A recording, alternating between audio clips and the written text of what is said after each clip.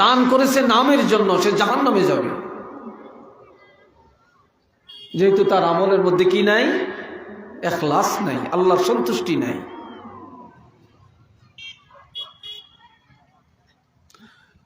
আর এই কথাগুলো শিক্ষা দেওয়ার জন্যই যোগে যোগে অসংখ্য নবী রাসূলকে আল্লাহ পাঠিয়েছেন।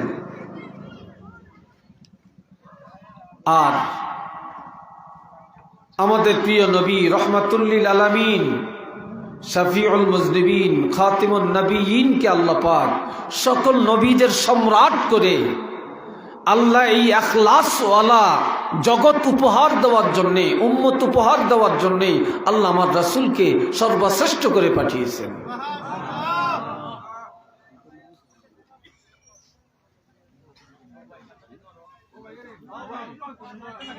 আপনার এক সাইডে যান। এই জন্য আমার ভাইয়েরা, আমাদের আলোচনার মধ্যে, শোনার মধ্যে, আয়োজনের মধ্যে ইখলাস থাকা লাগবে। এটি যদি থাকে সবকিছুই সহজ হয়ে যাবে। ইখলাসই যদি থাকে তাহলে আপনার একটা ছোট্ট আমলও কিয়ামতের ময়দানে নাজাতের জরিয়া হয়ে যাবে। আমরা ইখলাসের সাথে বলবো, ইখলাসের সাথে শুনবো। আল্লাহ যেন সে তৌফিক দেন, বলেন আমিন। আল্লাহ পাক আমাদেরকে দয়া করছেন, সর্বশ্রেষ্ঠ নবী আমাদেরকে দান করছেন, সর্বশ্রেষ্ঠ কিতাব কোরআন শরীফ আমাদেরকে দিয়েছেন। আমাদের নবীও শ্রেষ্ঠ, আমাদের কিতাবও শ্রেষ্ঠ, আমরা নবীর উম্মত, আমরাও সর্বশ্রেষ্ঠ। আমাদের কিতাবটা কেমন কিতাব? আল্লাহ বলছেন, যালিকাল কিতাবু লা রাইবা ফীহ, এটা এমন একটি কিতাব যার মধ্যে ভুল নাই, সন্দেহ নাই। আমাদের কিতাবে কোনো ভুল আছে? কোনো সন্দেহ আছে? এটা নির্ভুল একটি কিতাব, নোক্তার মধ্যে নাই, হরফের মধ্যে নাই, লফজের মধ্যে নাই, শব্দের মধ্যে নাই, আয়াতের মধ্যে নাই, সূরার মধ্যে নাই। আমাদের কিতাবটি পরিবর্তন করারও সুযোগ কারো নাই। হুদাল লিল মুত্তাকিন, এটা এমন কিতাব যে কিতাবের মধ্যে মুত্তাকিন মানে ঈমানদার, ঈমানদারের সর্বোচ্চ লকব হলো মুত্তাকিন। ঈমানদারদের জন্য এই কিতাবে হজের বিধান, যাকাতের বিধান, পর্দার বিধান, নামাজের বিধান, রোজার বিধান, সব কিছুর বিধান একটা একটা করে ঈমানদারের জন্য এই কিতাবের মধ্যে আল্লাহ সাজিয়ে রেখেছেন। এই হুদার অর্থ বিধান, হুদাল লিল মুত্তাকিন, মুত্তাকিনের জন্য হেদায়েত আছে, মানে রাস্তা আছে, মত আছে, পথ আছে, বিধান আছে। এটি সেই কিতাব।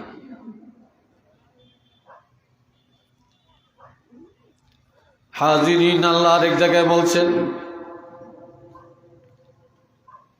শাহরু রমাদান আল্লাযী উনজিলা ফীহিল কুরআন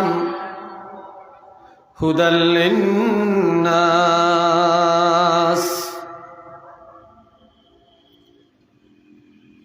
রমজান মাস এমন একটি মাস যেই মাসে কোরআন নাজিল করা হয়েছে, যেই কোরআন হলো মানুষের জন্য হেদায়েত।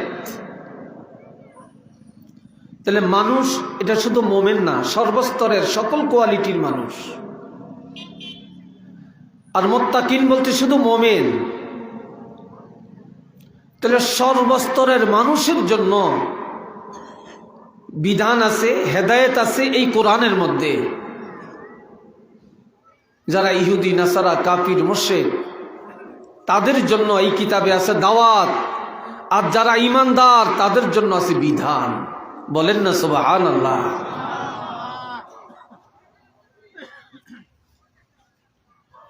এরপরে আল্লাহ বলছেন, আমরা যে সর্বশ্রেষ্ঠ রাসূল পাইলাম, সর্বশ্রেষ্ঠ কিতাব পাইলাম, সর্বশ্রেষ্ঠ উম্মত পাইলাম, এই আমরা উম্মত হইলাম।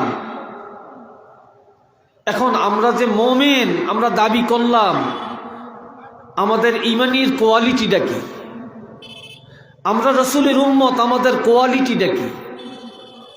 দ্বিতীয় আয়াতে আল্লাহ বলছেন, আল্লাযীনা ইউমিনুনা বিল গায়ব, তারাই হলেন ঈমানদার, তারাই হলেন সঠিক উম্মত, তারাই হলেন রাসূলের বাস্তব উম্মত, যারা অদৃশ্যকে বিশ্বাস করে। আমরা কি আল্লাহকে দেখেছি? কথা বলেন, জোরে বলেন। মাথা নিচু করছেন কেন? আমার দিকে তাকিয়ে কথা শুনেন। এই লোকটা কি ঘুমাচ্ছে নাকি? রাত না হইতে ঘুম আসছে, তা আপনি ওয়াজ শুনবেন কিসে?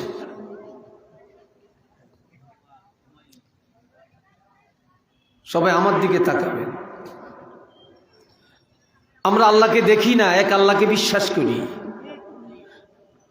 আমরা তকদির দেখি না, বিশ্বাস করি।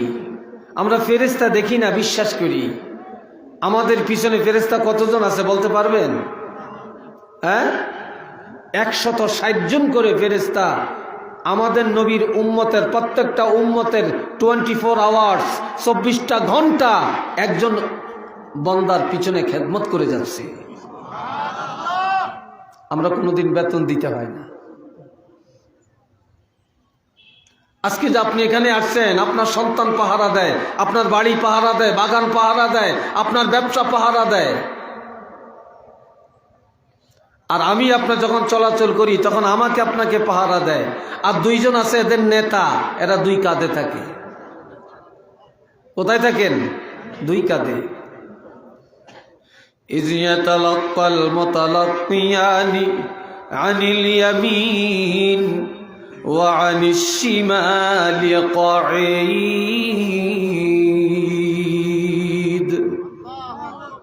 একজন ডাইন পাশে, আরেকজন বাম পাশে বসা অবস্থায় আছে, উপবিষ্ট। তবে এটা ঠিকানা, এটা আল্লাহর কোরআনের বিধান, এরা বসা আছে। তবে এই আয়াতের তাফসীরে লেখছে এরা এক অবস্থায় থাকে না। আমরা যখন বসে থাকি একজন ডান কাঁধে, আরেকজন বাম কাঁধে। যখন আমরা দাঁড়াই একজন মাথার উপরে, একজন সামনে, আরেকজন পিছনে। যখন শুইয়া ঘুমাই একজন পায়ের কাছে, আরেকজন মাথার কাছে। যখন হাঁটি একজন সামনে, আরেকজন পিছনে পাহারা দিয়ে যায়, আর বাকিরা এদের নেতৃত্বকে গ্রহণ করে নেয়। সুবহানাল্লাহ বলেন। এরপরে বলছেন, ইয়ালামুনা মা তাফআলুন, তোমরা যা করো তারা জানে। তোমরা বসে কি করো, দাঁড়িয়ে কি করো, শুইয়া কি করো, হেঁটে কি করো, দেশে কি করো, বিদেশ কি করো, লন্ডনে কি করো, আমেরিকায় কি করো, জাপানে কি করো, তোমার ঘরে কি করো, সব তারা জানে, রেকর্ড করছে। সুবহানাল্লাহ বলেন না ভাই? তারা রেকর্ড করছে।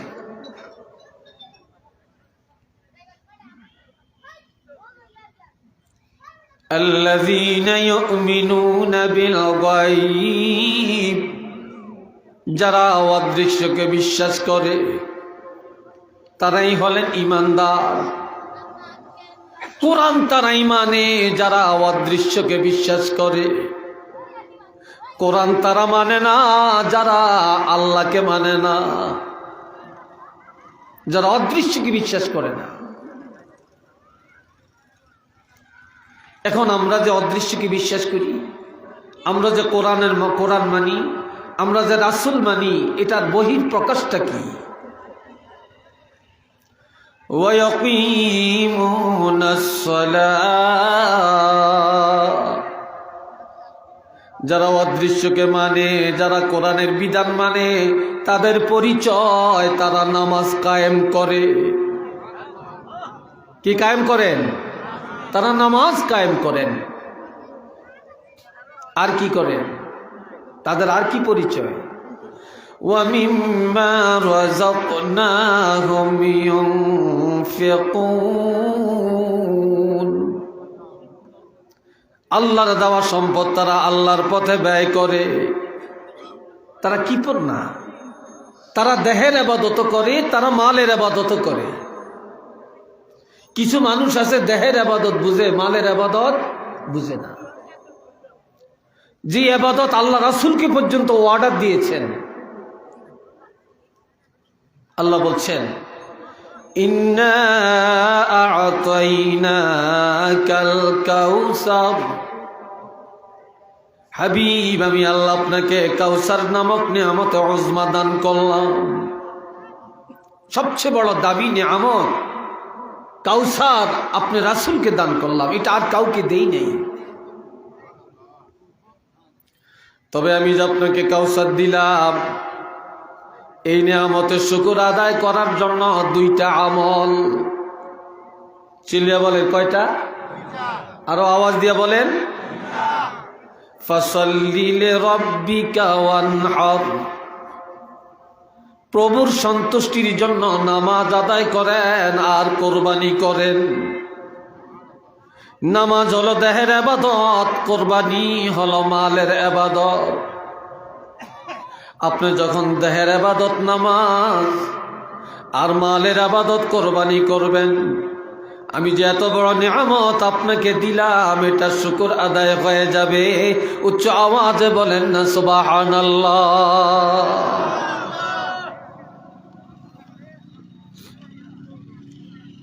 এখানে তিনটা গুণ,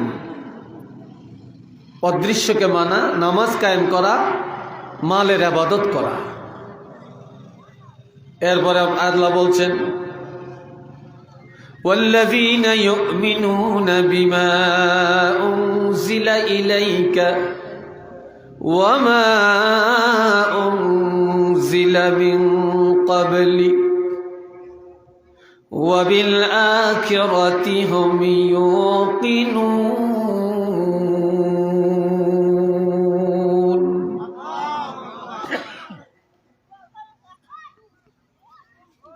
তারাই হলেন ঈমানদার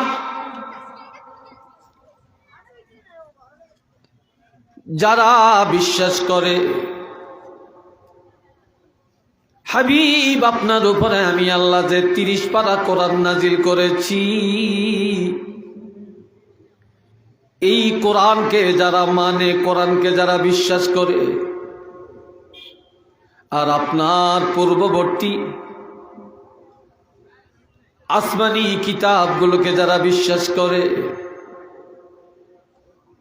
আর আখিরাতকে যারা বিশ্বাস করে, তারাই হলেন ঈমানদার, তারাই হলেন মুমিন।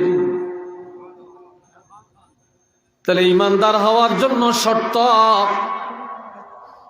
অদৃশ্যকে মানা, নামাজ কায়েম করা,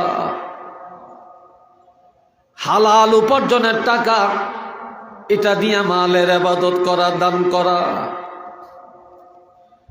30 পারা কোরআনকে বিশ্বাস করা, পূর্ববর্তী আসমানি কিতাবের উপরে বিশ্বাস রাখা, আখিরাতের উপরে বিশ্বাস রাখা, এটার নাম হলো ঈমান। জোরে বলেন এটার নাম কি? এর মধ্যে একটা যদি গ্যাপ থাকে তাহলে আমাদের ঈমানের পরিপূর্ণতা আসলো কিনা? আমাদের ঈমানের পরিপূর্ণতা নাই। আপনি নামাজ পড়েন, কোরআন মানেন না, আপনি অদৃশ্যকে মানেন, নামাজ কায়েম করেন না, তাহলে কি আমরা পরিপূর্ণ ঈমানদার হতে পারলাম? পারলাম না। এরপরে আমার আল্লাহ বলছেন ইন্নামাল মুমিনুনা আল্লাযীনা ইযা যুকিরাল্লাহু ওয়াজিলাত কুলুবুহুম ওয়া ইযা তুলিয়াত আলাইহিম আয়াতুহু زادتهم إيمانا وعلى ربهم يتوكلون।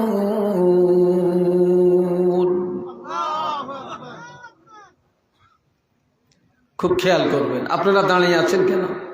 কি দাঁড়িয়ে ওয়াজ শোনাটারে খুব আদব মনে করেন নাকি? বসেন, জায়গা আছে বসে যাবেন, দাঁড়িয়ে থাকবেন কেন? দাঁড়িয়ে আলোচনা শোনা তো আদব না, বসে আলোচনা শোনা এটা হলো আদব। আর যখন জায়গা থাকবে না বসার, তখন দাঁড়াবেন নাকি? তখন দাঁড়াবেন, এখন দাঁড়িয়ে থাকবেন কেন?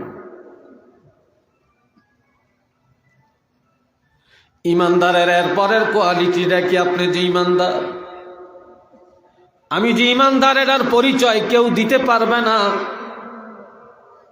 কোন ইউনিভার্সিটিতে এটার সার্টিফিকেট পাবেন না। এই সনদ আপনাকে আমাকে অর্জন করা লাগবে। আপনি নিজেই প্রমাণ করবেন আপনি ইমানদার কিনা। কিভাবে পরিচয়টা নেবেন? আমার আল্লাহ বলেন, নিশ্চিত যারা মোমেন,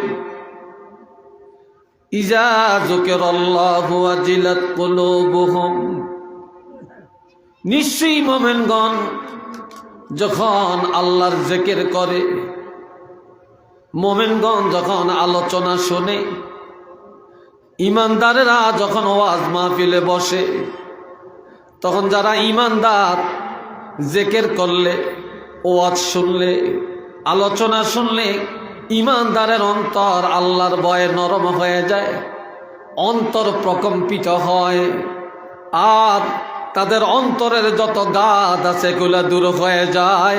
একটু চিল্লিয়া বলুন না সুবহানাল্লাহ। রহমতের ঢেউ শুরু হয়ে যায়।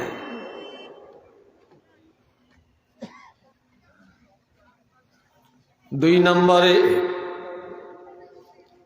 وَإِذَا تُلِيَتْ عَلَيْهِمْ آيَاتُهُ زَادَتْهُمْ إِيمَانًا, যারা মোমেন কোরআন তেলাওয়াত করলে তাদের ঈমান তাজা হয়।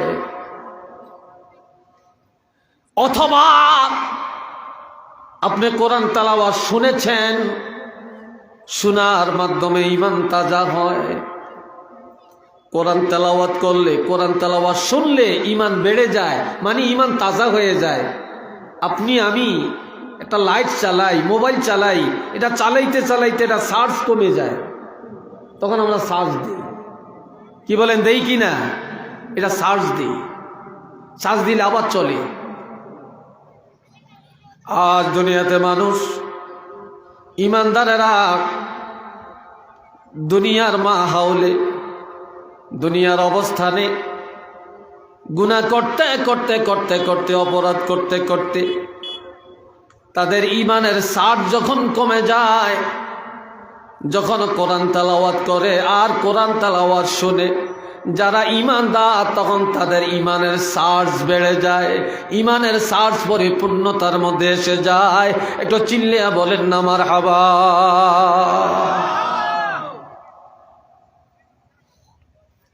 وعلى ربهم يتوكلون, ঈমানদার যারা, আপনি যে ঈমানদার এর পরিচয়, পৃথিবীর কাউকে ভয় করে না, ঈমানদার কারো উপর তাওয়াক্কুল করে না, কারো উপরে ভরসা রাখে না। ঈমানদারেরা সব সময় আল্লাহর উপরে ভরসা করে চলে, কারো সাহায্য চায় না। ঈমানদারেরা আল্লাহর দরবারে সাহায্য প্রার্থনা করে, আর আল্লাহর কাছে সাহায্য প্রার্থনার জন্য আমার আল্লাহ একটা মেডিসিন আমাদেরকে দিয়ে দিছেন। সেই মেডিসিনটা হলো ইস্তাঈনু বিসসাবরি ওয়াসসালাহ, ইস্তাঈনু বিসসাবরি ওয়াসসালাহ। ও ঈমানদারেরা, আমি আল্লাহর কাছে তোমরা সাহায্য প্রার্থনা করো ধৈর্য আর নামাজের মাধ্যমে। অর্থাৎ ধৈর্যের সাথে যদি নামাজ আদায় করো, ধৈর্যের সাথে যদি ইবাদত করো, আমি আল্লাহর সাহায্যের দরজা তোমাদের জন্য খুলে দেওয়া হবে। একটু চিল্লিয়া বলেন না সুবহানাল্লাহ। যারা মুনাফিক, তারা মানুষের উপরে ভরসা রেখে চলে। যারা ঈমান হারা, তারা মানুষের উপরে তাওয়াক্কুল করে। কিন্তু কোন ঈমানদার মানুষের উপরে তাওয়াক্কুল রাখতে পারে না। ঈমানদারের ভরসা থাকবে আল্লাহর উপরে। কার উপরে? জোরে বলেন, কার উপরে?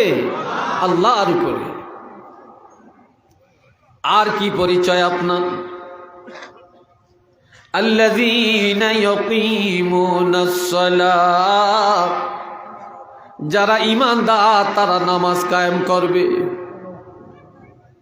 ঈমানদার ব্যবসা বন্ধ, আজান হলে ঈমানদারের ব্যবসা বন্ধ, ঈমানদারের রাজনীতি বন্ধ, ঈমানদারের দরবার বা সালিশ বন্ধ, গাড়ি চালান বন্ধ, অফিস আদালত বন্ধ। আজান হলে ঈমানদারেরা নামাজের প্রস্তুতি নিয়ে নামাজের মধ্যে দাঁড়িয়ে যাবে। আর শুধু নিজেই নামাজ পড়বে না, তার পরিবারকে নামাজি বানাবে, সমাজের মানুষকে নামাজি বানাবে, রাষ্ট্রের মানুষকে নামাজি বানাবে। সুবহানাল্লাহ কন্যা রে ভাই। এই জন্য হাদিসে আসছে 4 জন সাহাবীর সাথে নামাজিরা জান্নাতে যাবেন, আবার 4 জন কাফেরের সাথে বেনামাজিরা জাহান্নামে যাবে। 4 জন সাহাবীর সাথে নামাজিরা বেহেশতে যাবেন, আর বেনামাজিরা 4 জন কাফেরের সাথে জাহান্নামে যাবে।